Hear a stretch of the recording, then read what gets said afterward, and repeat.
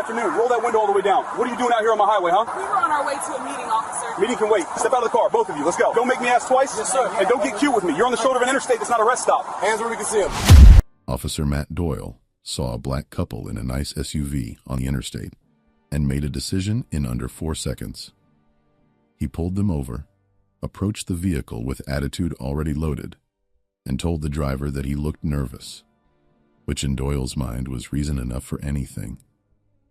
He threatened to search the car, threatened to call K9, and made sure they knew exactly who was in charge on that highway. What he didn't know was that he was standing between 2 federal marshals and a fugitive who was slipping further away with every second Doyle spent throwing his weight around, and that his body cam was catching every word. Before we go any further, comment where in the world you are watching from, and make sure to subscribe, because tomorrow's story is one you don't want to miss. Marcus Webb was 38 years old, and he had spent the last 12 years doing the kind of work most people never hear about. He was a U.S. Marshal, not the kind who stands outside a courtroom door, but the kind who gets called when a dangerous fugitive slips through the cracks and nobody else can find them. He had tracked criminals across 6 states, worked cases that stretched for months, and built a reputation inside the agency as someone who was calm under pressure, no matter what the situation looked like from the outside. That calm wasn't something he was born with. It was trained into him, tested in the field, and earned through years of walking into situations where the wrong move could cost someone their life. That Tuesday evening, Marcus was behind the wheel of a black GMC Yukon, moving steadily along Interstate 78 in New Jersey. He wasn't speeding. He wasn't swerving. He was doing exactly 67 miles per hour in the right lane, keeping a careful 3-car distance between himself and a silver Honda Accord roughly 400 feet ahead of him.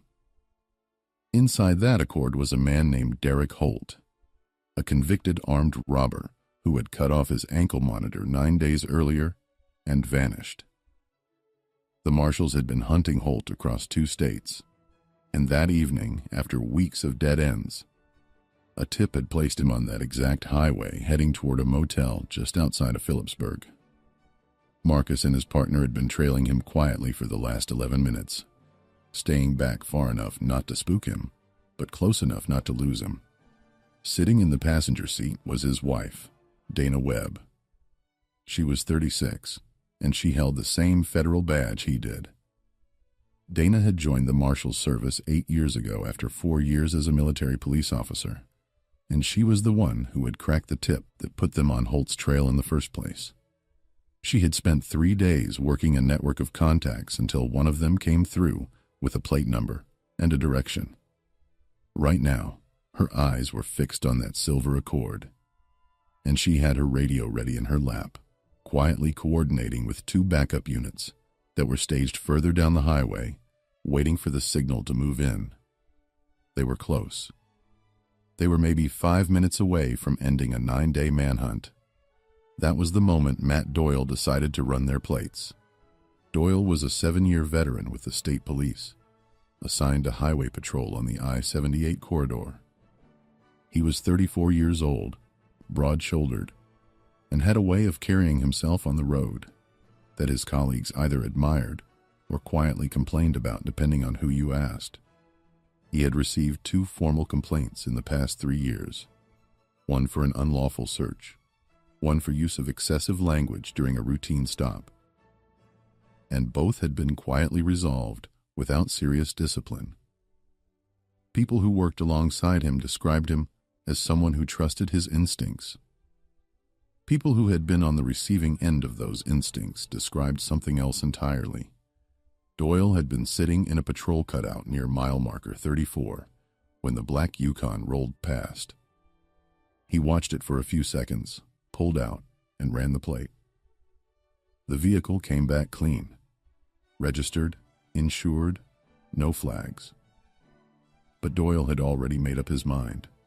He hit his lights. Marcus saw the blue and red flash in his mirror and felt his jaw tighten. He didn't panic. He didn't speed up. He signaled, guided the Yukon smoothly onto the shoulder, and put it in park. Dana looked at him. He looked at her. Neither of them said a word, but they both understood exactly what was happening, and exactly what it was going to cost them. Up ahead, the silver Accord kept moving, steady and unbothered, growing smaller in the windshield with every passing second. Doyle stepped out of his cruiser, adjusted his belt, and walked toward the Yukon like he had all the time in the world. He didn't even know he was already out of time. Doyle reached the driver's side window and didn't wait for it to come all the way down before he started talking. He told Marcus he had been driving erratically back there, a claim that had no basis in anything that had actually happened on that highway. Marcus kept his hands visible on the steering wheel and asked, calmly and clearly, what specifically he had done wrong. Doyle ignored the question. He leaned one forearm on the roof of the Yukon, looked into the car like he was doing an inventory, and told Marcus to hand over his license and registration. Marcus reached for the glove compartment slowly and deliberately, the way anyone trained in law enforcement learns to move during a stop. No sudden gestures, no surprises. He produced his driver's license and the vehicle registration and handed them through the window. Doyle took them without a word, looked them over, and then looked back at Marcus with the kind of expression that told you his mind had already been made up before he ever left his cruiser. Dana sat completely still in the passenger seat. She had her hands folded in her lap, her eyes forward, her breathing steady. She had been in enough tense situations to know that the worst thing either of them could do right now was give Doyle anything to work with. But she was also watching the highway ahead of them, and in the back of her mind, she was tracking every second that the silver Accord was getting further away.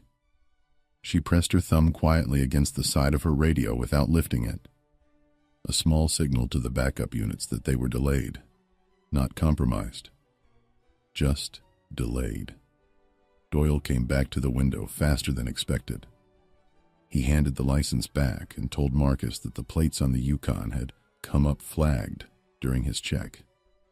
That was a lie, and Marcus knew it was a lie, because a vehicle with federal operational ties goes through a specific kind of registration that does not throw flags on a routine highway scan. But he didn't say that yet. He took the license back, set it on his knee, and asked Doyle in a level voice what flag he was referring to. Doyle didn't answer that either. Instead, he stood up straight, took a small step back from the door, and told Marcus to step out of the vehicle. Marcus didn't move right away, not out of defiance, out of precision. He asked Doyle once more, clearly, what the legal basis for the stop was, and what specific flag he was referencing. Doyle's tone shifted. It got harder and shorter. He said he wasn't going to ask again. He said he had reason to believe the vehicle was involved in suspicious activity, and that if Marcus didn't step out voluntarily, he was going to make the rest of his night significantly more complicated. That phrase, significantly more complicated, landed in the car like a stone dropped in the still water. Dana turned her head slightly toward Marcus. Just slightly. The kind of movement that means nothing to an outsider, but carries a full conversation between two people who know each other well. Marcus gave the smallest nod. They were both thinking the same thing. They had a fugitive moving down that highway. They had backup units staged and waiting. They had a window that was closing by the minute, and right now, a state trooper with a history of bad stops was standing at their door manufacturing reasons to keep them on the shoulder of I-78 based on nothing more than what they looked like sitting inside a clean, registered vehicle. Doyle wasn't finished. He took a step toward the rear of the Yukon and told Marcus he was going to conduct a search of the vehicle based on his suspicion of criminal activity. He mentioned K9, He mentioned that he could have a unit there in under 10 minutes, and that if Marcus had nothing to hide, then none of this should be a problem. The words were casual, but the meaning behind them was not. He was applying pressure, layer by layer, testing to see how far he could push before something gave. Marcus opened his door and stepped out. He stood at his full height, 6'1", composed, completely still, and looked at Doyle without any anger showing on his face at all. That composure visibly unsettled Doyle, though he covered it quickly with more noise. He told Marcus to move to the rear of the vehicle and keep his hands where he could see them. Marcus walked to the back of the Yukon and stood there with his hands loose at his sides. Dana stepped out of the passenger side without being asked and came around to stand near Marcus. Doyle looked at her like her presence was an inconvenience he hadn't planned for. He told her to get back in the vehicle. She told him, politely and firmly, that she preferred to stand. Doyle pulled out his radio and called for backup.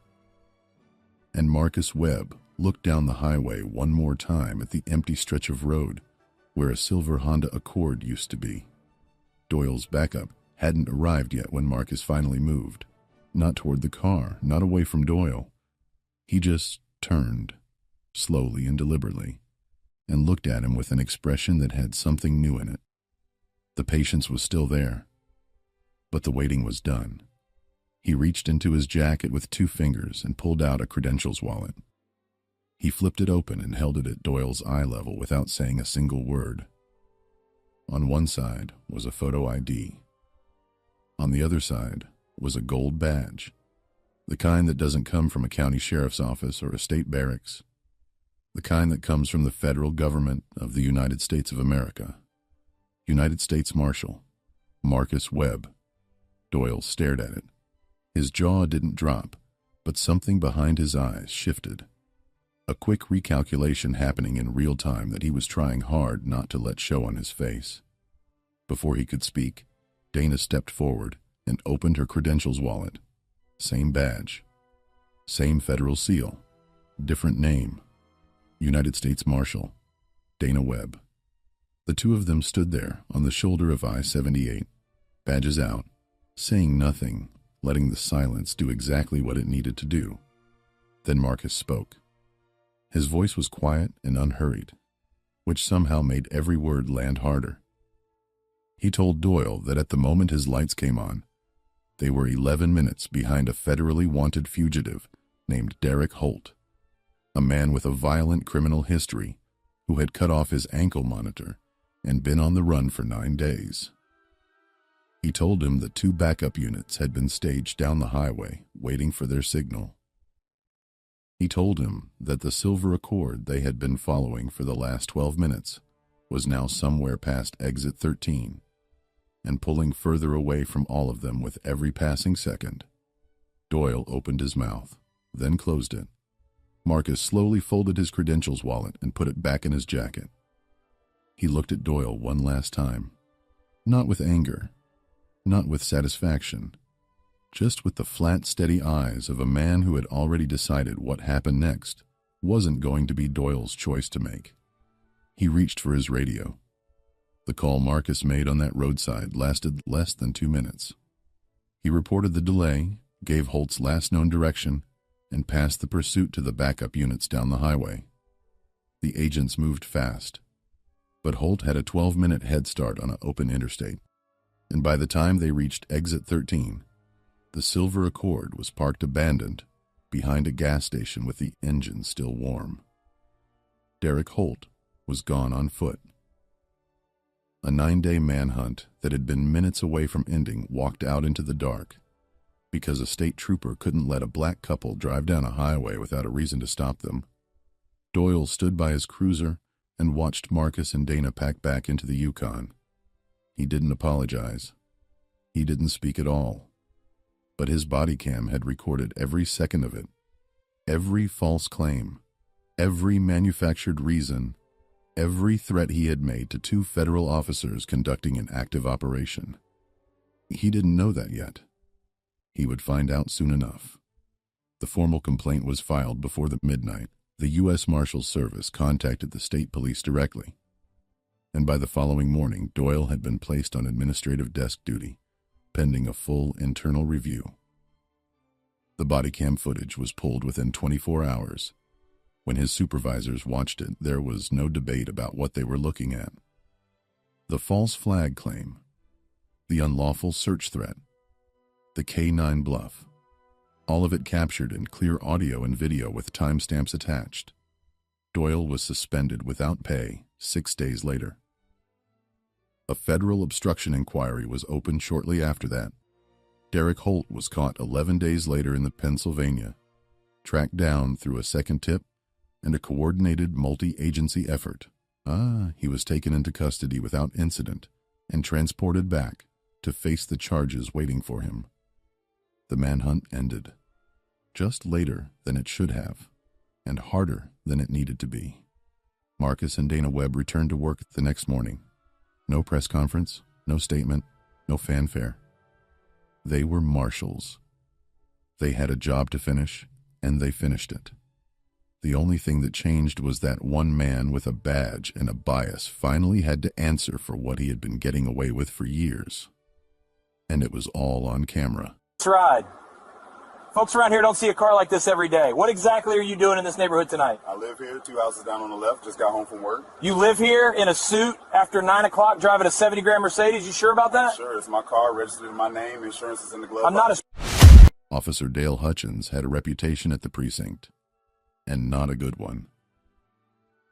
That night, he spotted a black man driving a clean Mercedes through a predominantly white neighborhood and made a decision that would define the rest of his career. He pulled him over, got in his face, and told him he was one wrong move away from going home in cuffs. What Officer Hutchins didn't know was that the man gripping that steering wheel was an FBI special agent with 14 years of federal service, and every single second of that stop was being recorded. Before we go any further, comment where in the world you are watching from, and make sure to subscribe, because tomorrow's story is one you don't want to miss. It was a little past 9 p.m. on a Tuesday when Marcus Webb decided to take the long way home. He had just wrapped up a 14-hour day at the FBI field office in Atlanta, Georgia, and the quiet drive through the suburban streets of Crestwood Hills was the only break he was going to get. Marcus was 41 years old, calm by nature and sharp by training.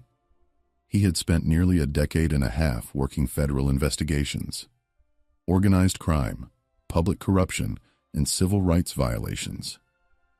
He knew how to read a room, how to stay composed under pressure, and more importantly, he knew the law better than most people who swore an oath to uphold it.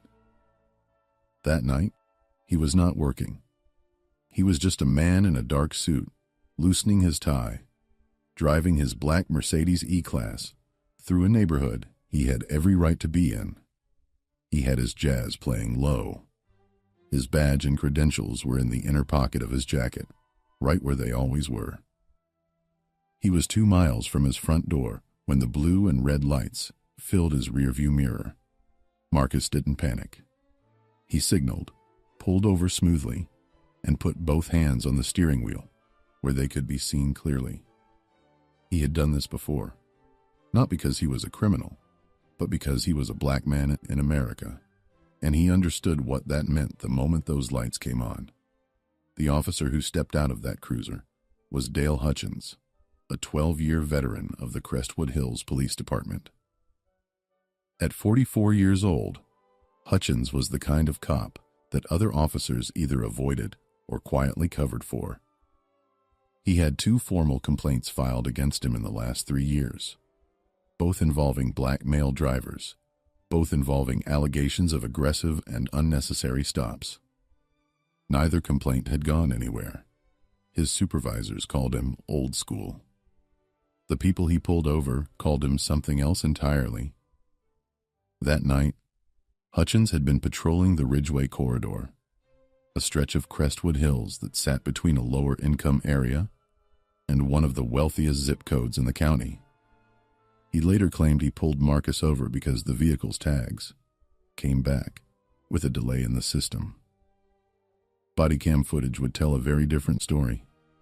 Hutchins approached the driver's side slowly, one hand resting near his holster. He didn't greet Marcus. He didn't explain the stop. He shone his flashlight directly into Marcus's face and said, "License, registration, and insurance. Now." Marcus kept his voice level. "Good evening, officer. Can I ask what the reason for the stop is?" Hutchins didn't answer the question.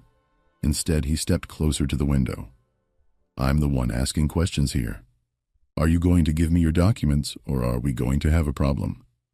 Marcus reached slowly into his glove compartment, narrating every movement the way he was trained to do in the field. Not because policy required it in this situation, but because he knew how fast things could go wrong. He handed over his driver's license and vehicle registration. Hutchins took them without a word and stood there, studying them longer than necessary, his flashlight sweeping the interior of the car like he was looking for something, anything, to justify why he had stopped this man in the first place. "You live around here?" Hutchins asked, his tone making it clear he already doubted the answer. "I do," Marcus said. Hutchins looked at the license, looked at Marcus, then looked back at the license. "This address doesn't match the area you came from." Marcus stayed calm. "I took a different route home."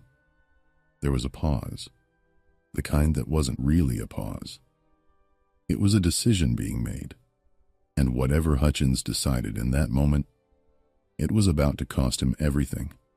Hutchins didn't walk back to his cruiser to run the license like any routine stop would require. He stayed right where he was, leaning against the door of Marcus's car like he owned it. That alone told Marcus everything he needed to know about where this was heading. This was not a traffic stop anymore. This was something else, and Hutchins was just getting started. "Step out of the vehicle," Hutchins said. His voice had shifted. It was flatter now, harder, carrying the kind of authority that wasn't really about the law. It was about control. Marcus didn't move immediately, not out of defiance, but because he was thinking clearly while everything around him was becoming unreasonable. "Officer, I haven't been told why I was pulled over. I haven't been charged with anything. Can you give me a lawful reason to exit the vehicle?" That question lit something up in Hutchins. He pulled the door handle. "I'm not going to ask you again. Get out." Marcus stepped out slowly, hands visible, movements deliberate. He stood at 6 feet tall in a pressed dark suit, tie slightly loosened from the long day. He looked nothing like what Hutchins seemed to have decided he was. But Hutchins wasn't looking at who Marcus actually was. He had already made up his mind before he ever turned those lights on. "Put your hands on the roof," Hutchins ordered. "Am I being detained?" Marcus asked calmly. "Hands on the roof." Marcus complied.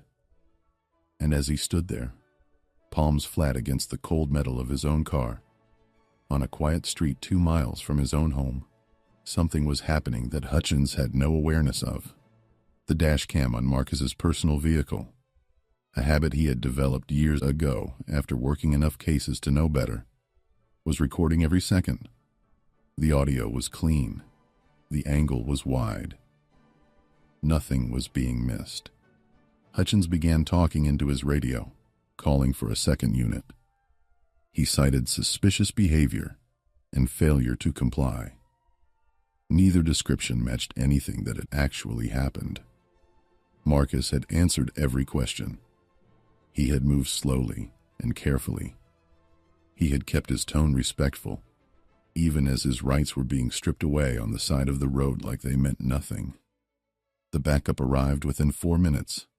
Officer Pete Garrow pulled up behind Hutchins' cruiser and stepped out. Garrow was younger, only 3 years on the force, and the moment he saw Marcus standing calmly with his hands on the roof in a suit, something in his expression shifted, a flicker of uncertainty that he quickly buried under the weight of seniority. Hutchins was the senior officer. Garrow was there to support, not to question. Hutchins turned back to Marcus. You got anything in this car I should know about? Weapons, drugs, anything like that? No, Marcus said. You mind if I search the vehicle? Marcus turned his head slightly. I do mind. I do not consent to a search. Hutchins smiled. And it wasn't a friendly smile.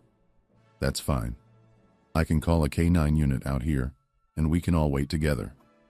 Could be a while. He said it the way people say things when they want you to know they enjoy having power over you. Marcus said nothing. He understood exactly what was happening. This was a pressure tactic.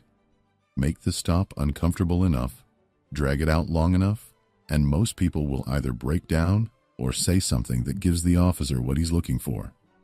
Hutchins had used this playbook before. He knew how it usually ended. What he didn't know was that Marcus had spent years sitting across from people who used psychological pressure as a weapon. He had interviewed federal suspects, organized crime figures, and corrupt officials who were far more skilled at intimidation than Dale Hutchins would ever be. A threat about a K9 unit on a Tuesday night wasn't going to rattle him. But then Hutchins went further. He stepped close, too close, and lowered his voice so that Garrow couldn't hear clearly. I don't know what you think this is, he said, but in this neighborhood, at this time of night, driving a car like this, that's enough for me. You're one wrong move away from going home in cuffs. Or not going home at all. The last 4 words hung in the night air like a threat that had crossed every line that existed. Marcus looked at him steadily and said nothing. But inside, the decision had already been made. He reached slowly toward his jacket. Hutchins's hand moved to his holster. Hey, what are you reaching for? My credentials, Marcus said quietly. I think it's time you saw them. Marcus reached into the inner pocket of his jacket slowly. 2 fingers, the way you move when you want everyone around you to stay calm. He pulled out a flat black leather case and held it open directly in front of Dale Hutchins' face. The gold badge caught the light from the cruiser behind them. Below it, a federal identification card with Marcus's photo, his name, and 3 words that seemed to take a moment to reach Hutchins' brain. Federal Bureau of Investigation. Hutchins didn't speak. His hand was still near his holster, but it wasn't moving anymore.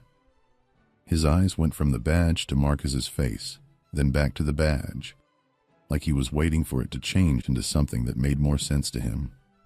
It didn't change. Behind them, Officer Garrow had taken a few steps closer. He saw the credentials from where he stood and stopped walking. He didn't say a word either. The whole scene just went quiet. The kind of quiet that doesn't feel like peace. It feels like the moment after something breaks. Marcus closed the case slowly and slid it back into his pocket. He straightened his jacket. He looked at Hutchins with the same steady expression he had carried through the entire stop. No anger, no satisfaction, just clarity. I've been a special agent with the Federal Bureau of Investigation for 14 years, Marcus said. Every word spoken tonight has been recorded. My dashcam has been running since before you approached my window. I asked you twice for the reason for this stop. You never gave me one. I was ordered out of my vehicle without cause. I was threatened. And I want to make sure you understand that I am referencing your exact words when I say that. Hutchins opened his mouth. Nothing came out. You don't need to say anything right now, Marcus said. But I need you to understand that this stop is not over. It's just moving somewhere else. He got back into his Mercedes, started the engine, and pulled away from the curb without another word. In his mirror, he could see Hutchins still standing exactly where he had left him. Badge on his chest, hand at his side, watching the taillights disappear. Some mistakes you know the moment you make them. This was one of those. Marcus Webb did not go home that night and let it go. He sat at his kitchen table, jacket still on, and wrote a detailed incident report. before he even loosened his tie the rest of the way. Every time, every word, every threat. He had been trained to document, and that night he documented everything with the same precision he brought to federal investigations worth millions of dollars. Within 48 hours, the Crestwood Hills Police Department received a formal complaint from the FBI field office in Atlanta. It didn't come through a personal filing. It came through official channels, the kind of channels that make police chiefs sit up straight and call their lawyers before they call anyone else. The dash cam footage was pulled. The body cam footage was reviewed. What the recordings showed lined up exactly with what Marcus had reported, and directly contradicted the account Hutchins had submitted in his own paperwork that same night. Hutchins had written that Marcus was uncooperative and displaying erratic behavior. The footage showed a man in a suit, hands visible, voice calm, asking reasonable questions while being treated like a suspect without a single piece of evidence to justify it. Dale Hutchins was placed on administrative leave within the week. The two previous complaints against him, complaints that had been quietly buried, were pulled back out and added to the growing file. Officer Garrow cooperated fully with investigators. He was a young man who had made the mistake of staying silent in the moment, and he knew it. The city of Crestwood Hills was served with a federal civil rights lawsuit shortly after. The figure attached to it was $7.2 million. The lawsuit cited racial profiling, unlawful detention, excessive use of authority, and civil rights violations under federal law. Dale Hutchins lost his badge before the case ever reached a courtroom. But here's what stays with you, long after the legal details fade.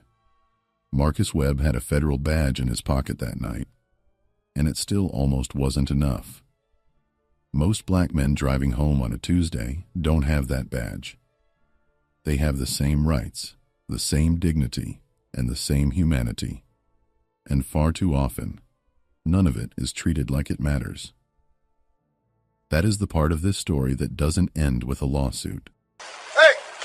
Don't move. Hands where I can see them. Let's see some papers right now. Morning, I'm just getting back to my car. Papers, now. Don't make this harder. I'm a law enforcement officer. I'm going to reach into my pocket and pull out my credentials. Both hands nice Right and slow. pocket, coming out now. Special Agent Gabriel Torres, Los Angeles County Sheriff.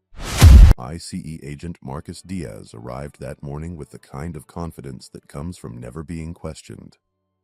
He spotted the man outside the store, and without a single word of greeting, he moved in fast, blocked his path, and told him he wasn't going anywhere. He got in his face, demanded papers, and made it very clear that resisting would end badly. What he didn't know was that the man standing in front of him had spent over 2 decades training the very officers who would one day sign off on his termination papers. Before we go any further, comment where in the world you are watching from, and make sure to subscribe, because tomorrow's story is one you don't want to miss. It was a regular Saturday morning in Southern California, the kind of morning where the sun comes up early, the streets are quiet, and most people are just trying to get through their errands and get back home. No drama, no tension, just a normal day. At least that's what Victor Ramos thought when he pulled it into the parking lot of his local grocery store and stepped out of his car. Victor Ramos was 44 years old, and he had given more than half his life to law enforcement. He wasn't just a police officer. He was a training academy instructor, the kind of man that departments relied on to shape new recruits and turn them into professionals. He had spent over 2 decades inside classrooms and on training grounds, teaching cadets how to handle pressure, how to de-escalate situations, how to treat people with dignity regardless of where they came from. He knew the law not just as a set of rules, but as something he lived and breathed every single day. On this particular morning, though, none of that was on his mind. He was off duty, dressed in regular clothes, carrying nothing but his keys and his phone. Just a man trying to buy groceries like everybody else in that parking lot. He had just stepped away from his car when he noticed the figure moving toward him with purpose. It wasn't a casual walk. It was the kind of deliberate stride that law enforcement officers recognize immediately. Steady, locked in, with the body language of someone who has already made a decision before saying a single word. Victor noticed it right away, because he had walked that same walk himself hundreds of times over his career. Marcus Diaz was an ICE agent who had been working immigration enforcement in the region for several years. He was known among his colleagues as aggressive and action-oriented, someone who prided himself on quick pickups and clean numbers. To him, the job was about efficiency. You spotted someone who fit a certain profile. You moved on them fast, and you sorted out the details later. On that Saturday morning, he had been running routine operations in the area when Victor Ramos caught his attention. He didn't know Victor's name. He didn't know his rank or his record or his career. What he saw was a Latino man, alone in a parking lot. And in his mind, that was enough to act on. Diaz closed the distance between them quickly, positioning his body to cut off any exit before Victor even had a chance to register what was happening. He didn't introduce himself calmly. He didn't ask a polite opening question. He stepped directly into Victor's space and told him to stop moving. His hand went up, his voice carried authority, and the message was immediate. "You are not free to walk away from me right now." Victor stopped, not out of fear, but out of the trained instinct of a man who understood exactly how these situations worked. He kept his hands visible, his posture steady, and his voice even. He asked Diaz what the problem was. Diaz didn't answer the question. Instead, he told Victor he needed to see identification and proof of status, his tone making it clear he wasn't asking. People in that parking lot were starting to notice. A woman pushing a cart slowed down. A man loading bags into his trunk looked over. Nobody stepped in, but everyone was watching. And Victor Ramos, a man who had spent his entire career standing on the other side of exactly this kind of moment, now found himself standing in the middle of it, in his own neighborhood, on his day off, being treated like a suspect for no reason other than the way he looked. The injustice of it hadn't fully landed yet, but it was coming. Victor Ramos had been in enough tense situations throughout his career to know when something was about to get worse. This was one of those moments. Diaz wasn't slowing down. He was leaning in, and the small crowd forming around them in that parking lot was about to witness something that no amount of training could have fully prepared Victor for. Not because he didn't know how to handle pressure, but because he had never had to handle it like this. As the target, Victor stayed calm. He told Diaz clearly and directly that he was a police officer. He said it without aggression, without panic. The same measured tone he had taught cadets to use when a situation needed to be brought down, not pushed up. He even reached slowly toward his pocket to show his credentials, making every movement visible and deliberate, the way he had instructed hundreds of students to do over the years. For a moment, it seemed like that might be enough. Like Diaz would pause, look at the badge, and let the whole thing dissolve right there in the parking lot. That's not what happened. Diaz looked at the identification. Then he looked back at Victor, and instead of standing down, he told Victor that the credentials needed to be verified, that he wasn't going anywhere until that process was complete.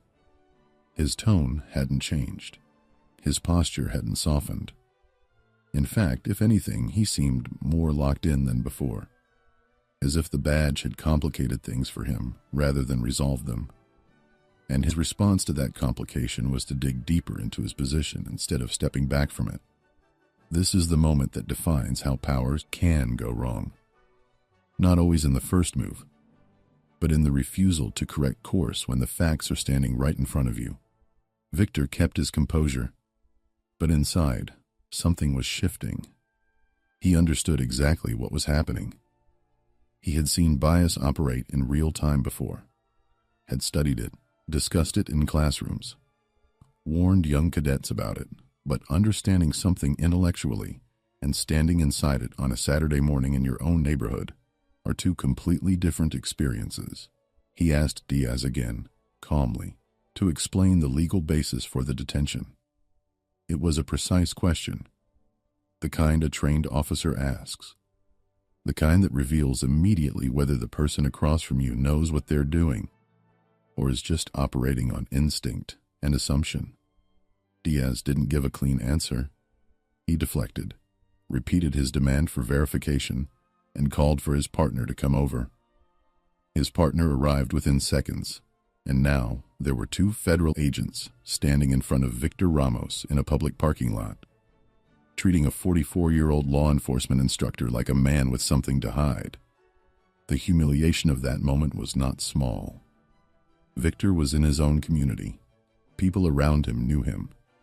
Neighbors, familiar faces, people who had seen him in uniform, people whose kids he may have coached, or whose family members had gone through the academy.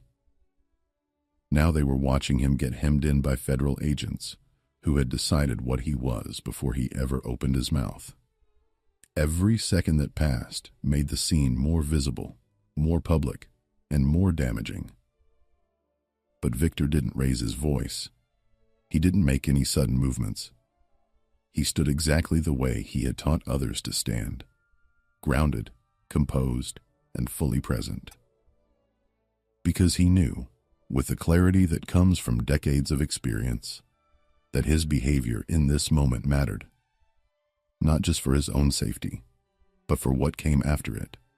What Diaz hadn't accounted for was that Victor wasn't just remembering what was happening.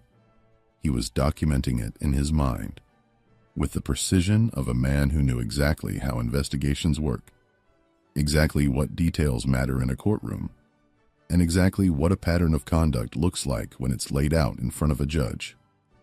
Every word Diaz said, every action he took, every second of that unlawful detention was being cataloged by the one person in that parking lot most qualified to understand its full legal weight.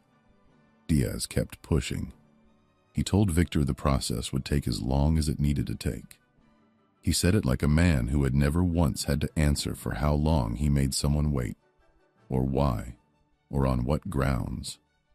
That comfort, that ease of assumption, was about to run out completely.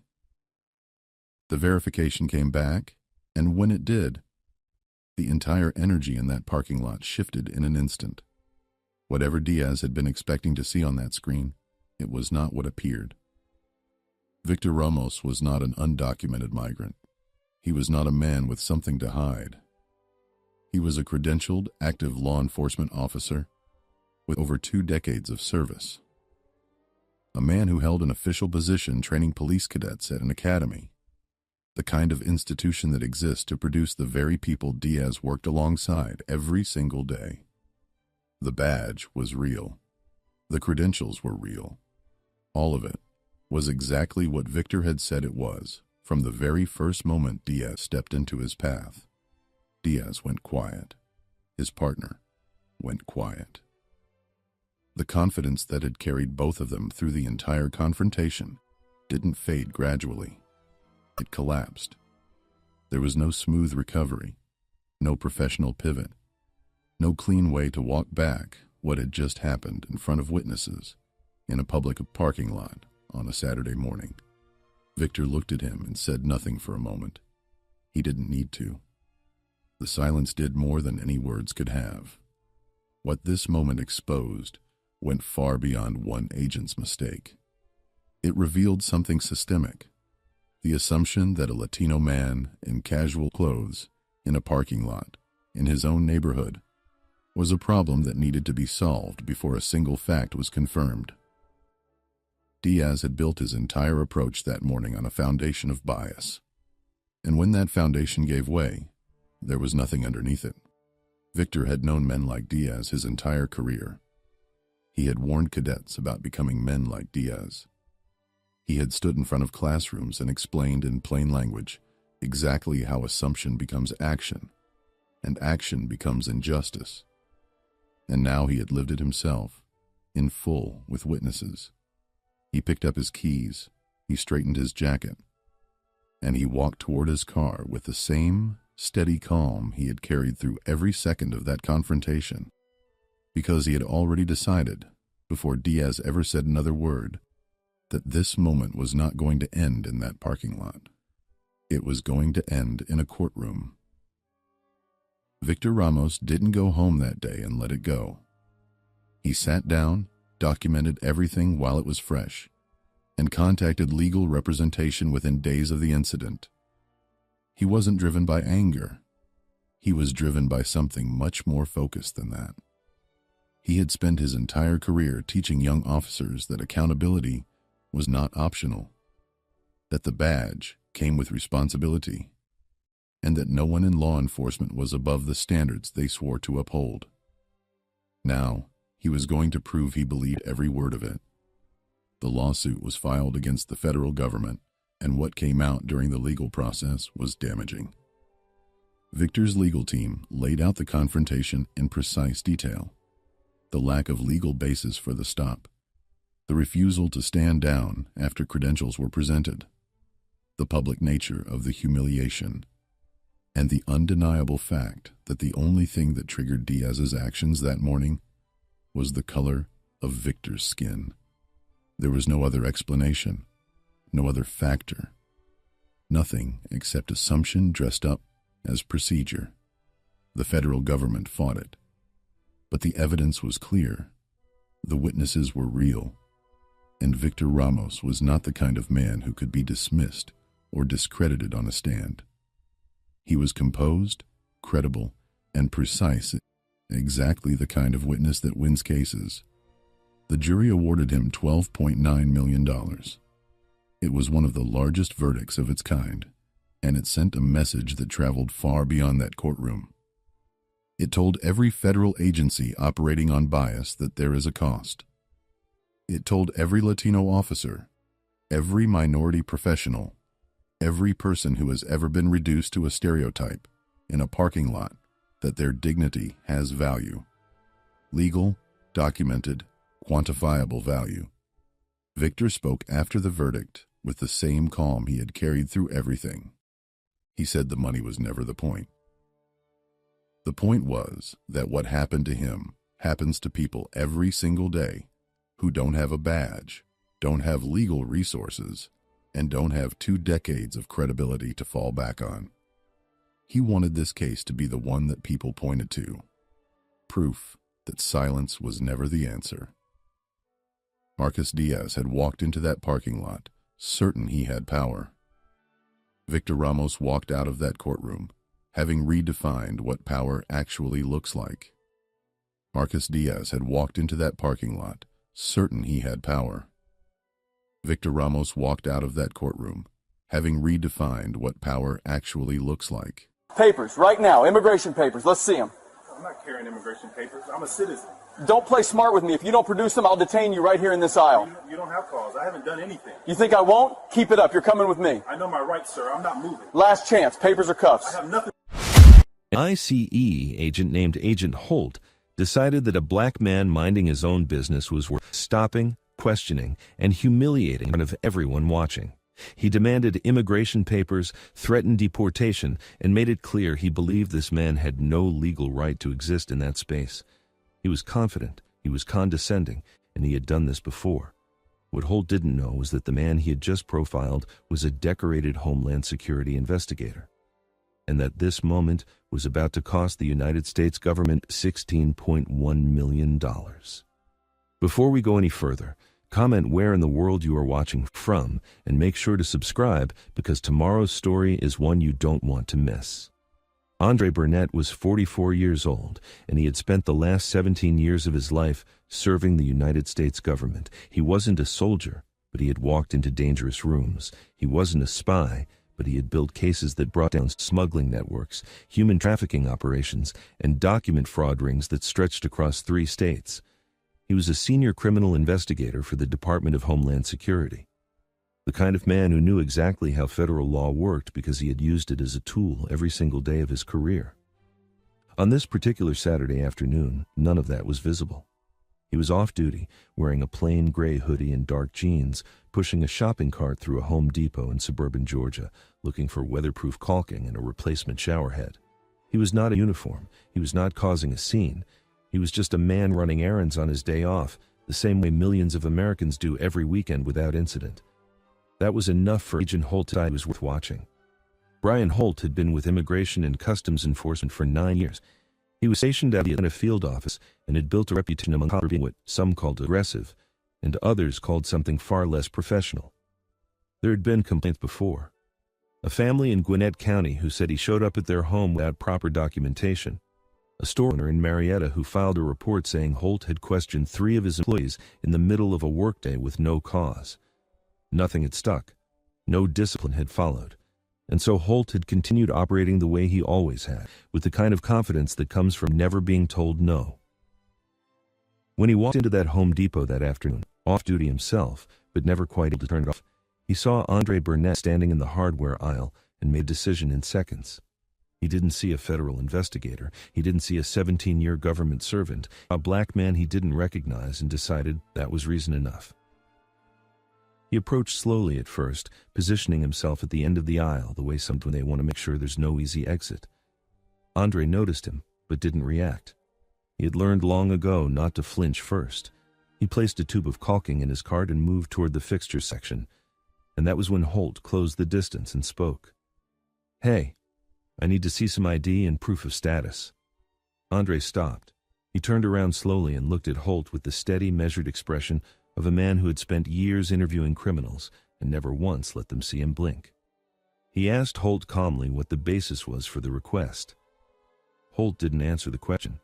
Instead, he stepped closer, lowered his voice just enough to make it feel like a threat, and told Andre that he could either cooperate right there or the next conversation they had would happen in a detention facility. He said it like he meant it. He said it like he had said it before.